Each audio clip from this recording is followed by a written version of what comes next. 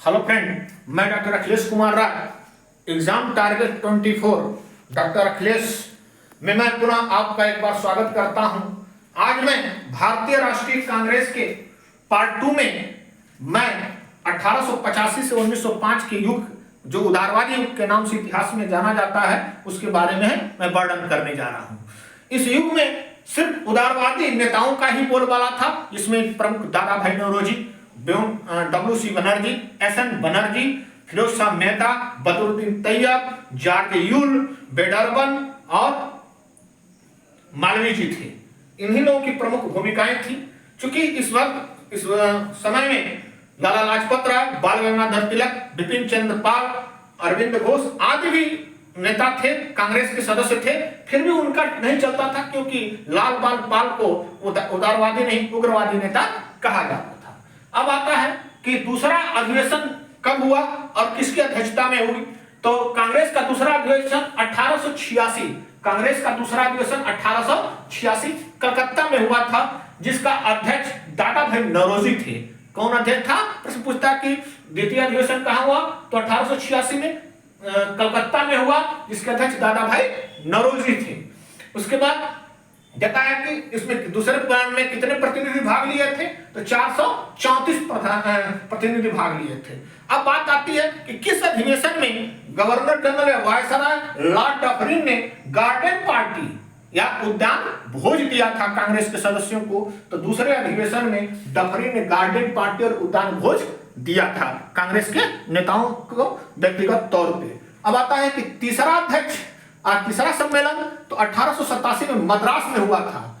मद्रास में तीसरा सम्मेलन हुआ, जिसमें 607 प्रतिनिधि भाग लिए थे, जिसके अध्यक्ष सैयद बदरुद्दीन तैयब जी थी। अब इसमें प्रश्न आता है कि किस अधिवेशन में प्रथम मुस्लिम अध्यक्ष हुआ था, तो यही है तीसरा अधिवेशन में सैयद बदरुद्दीन तैयब जी है, जो प्रथम मुस्लिम कांग्रेस के अध्यक्ष थे। अब इसमें आता है कि अगला प्रश्न आता है कि किस अधिवेशन में सबसे पहले भारतीय भाषाओं में भाषण हुए थे, तो यह था भारतीय भाषा में भाषण हुआ था तमिल भाषा में। उस समय प्रश्न पूछता है किस भाषा में, भारतीय भाषा पहला और किस भाषा में, तमिल। यह था जिसका अध्यक्षता बदरुद्दीन तैयब जी ने किया था। अब आता है कि चौथा अधिवेशन कब हुआ था, तो चौथा अधिवेशन 1888 में हुआ था, इलाहाबाद में हुआ था, जिसमें प्रथम यूरोपीय अध्यक्ष पूछता है कि प्रथम यूरोपीय अध्यक्ष कौन था, तो जॉर्ज यूल था। चौथे का अध्यक्ष कौन थे? George Yule. कहां हुआ था? इलाहाबाद में। यहां एक समस्या थी, चौथे अधिवेशन के लिए सरकार भूमि देने को तैयार नहीं थी। इलाहाबाद में चाहते थे कि अधिवेशन न हो। उस वक्त राजा दरभंगा के राजा ने प्रश्न पूछता है कि किसने इलाहाबाद अधिवेशन में भूमि उपलब्ध कराई थी सम्मेलन के लिए, तो राजा दरभंगा ने लोथर काउंसिल खरीद कर कांग्रेस के सम्मेलन को लिए दे दिया था। प्रश्न है, इस समय चौथे अधिवेशन से डफरिन कांग्रेस के आलोचक हो गए। अब तक कांग्रेस के समर्थक थे, अब आलोचक हो गए। इसमें अध्यक्ष पूछता है कि अध्यक्षीय भाषण में किसने कहा था कि सबसे पहले हम भारतीय हैं, फिर हिंदू मुस्लिम सिख ईसाई हैं। तो जॉर्ज यूल ने अपने अध्यक्षीय भाषण में कहा था कि मैं पहले भारतीय हूं, फिर हिंदू मुस्लिम सिख ईसाई हैं।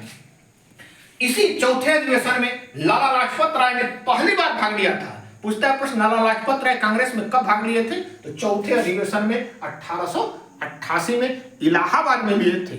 ऐसे चारों प्रश्न जान लीजिए, कब? चौथे अधिवेशन में। कहां हुआ था? इलाहाबाद में। कब हुआ था? 1888 में हुआ था, जिसमें लाला लाजपत राय ने हिंदी में भाषण दिया था। पूछता है कि कांग्रेस के किस अधिवेशन में हिंदी में भाषण हुआ था, तो चौथे अधिवेशन में लाला लाजपत राय ने हिंदी में भाषण दिया था। यह महत्वपूर्ण प्रश्न है।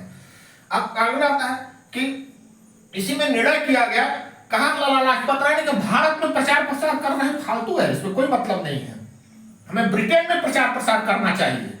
इसके लिए लंदन में ब्रिटिश कमेटी गठित की गई और वहां प्रचार प्रसार करने के लिए 89 में कुछ भारतीय नेताओं को भेजा गया, जिसमें जॉर्ज यूल भी गए थे, बेडरबन गए थे, तमाम लोग गए थे। ठीक है। नेक्स्ट आता है कि वहां जो लंदन में ब्रिटिश कमेटी थी उसके प्रचार प्रसार के लिए एक इंडिया नामक पत्र भी निकाला गया, जिसके माध्यम से सरकार के बारे में भारतीय स्थिति को अवगत कराना था। सरकार को भारतीय स्थिति के बारे में अवगत कराना था। और किस पत्रिका के माध्यम से? इंडिया नामक पत्रिका के माध्यम से किया गया था।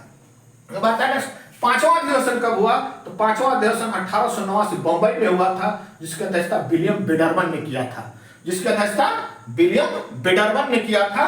कहां हुआ था? बंबई में हुआ था। और एक प्रतिनिधिमंडल लंदन भेजने की बात की गई थी और लंदन भेजा भी गया था। अब आता है उदारवादी जो थे इस युग के, उनके तरीके क्या थे, कैसे प्रचार प्रसार करते थे? तो प्रार्थना करते थे, याचना करते थे, प्रतिवेदन देते थे। सरकार के न्यायप्रियता में इनका विश्वास था। इनको विश्वास था कि हमारी समस्याओं को सरकार जब जानेगी तो इतना न्यायप्रिय है कि हमारी समस्याओं का निराकरण करने की प्रयास करेगी। लेकिन किसी तरह का दबाव नहीं कर देती थी कि उनकी बातों को माना जाए। अपने प्रस्तावों को प्रस्तुत करके फिर साल भर में मद्रास में फिर एक साल बाद हर दिसंबर महीने में इकट्ठा होते थे।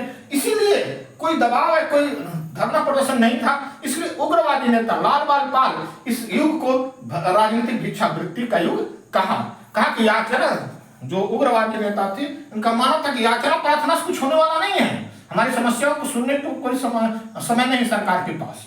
तब तक अगर हम दबाव नहीं बनाएंगे तब तक कोई मानने वाला नहीं है। क्योंकि इसी समय लॉर्ड एलिंगटन ने कहा था, एलिंगटन द्वितीय, प्रश्न एलिंगटन प्रथम द्वितीय करके आता है, तो लॉर्ड एलिंगटन ने कहा था कि भारत को तलवार के बल पर जीता गया था। भारत को तलवार के बल पर जीता गया था और तलवार के बल पर ही अधीन रखा जाएगा। इससे उनकी नियति साफ स्पष्ट होती थी। उसके बाद आता है कर्जन। 1900 में कर्जन ने कहा था कि कांग्रेस मरणासन स्थिति में है, मैं चाहता हूं कि मैं इसकी मृत्यु में सहयोग करूं। नेक्स्ट आता है तब कांग्रेस सरकार ने फूट डालो राज करो की नीति अपनाई। 1888 के बाद कांग्रेस के प्रति सरकार के रुख बदल गए और सैयद अहमद खान को ये लोग हिंदुओं के विरुद्ध या कांग्रेस के विरुद्ध खड़ा करने लगे।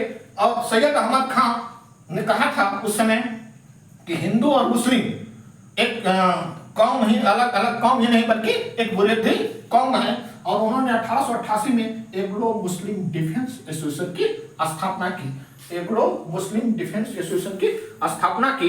इस तरह 5 अधिवेशनों के बारे में मैंने चर्चा किया। इस युग में चर्चा किया क्या क्या उदारवादियों की विचारधाराएं थी। इसी समय उग्रवाद का उदय हुआ और 1905 के बाद दूसरा युग चालू हुआ उग्रवादी के साथ साथ एक क्रांतिकारी युग भी प्रारंभ हुआ और इसके बारे में चर्चा आगे करूंगा। That's all.